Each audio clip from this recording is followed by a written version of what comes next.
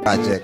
Pero Kim, pag ex ba, iba meron kang ex na, wala na akong pakialam sa kanya, di ba? Parang hindi.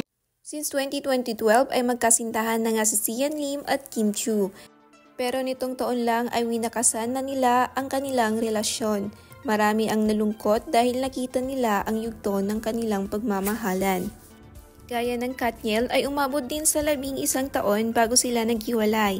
Ang Kim Sim ay isa din sa kaabang-abang na love team noon at inaantay na makasal, bagamat hindi lahat natatapos sa happy ending.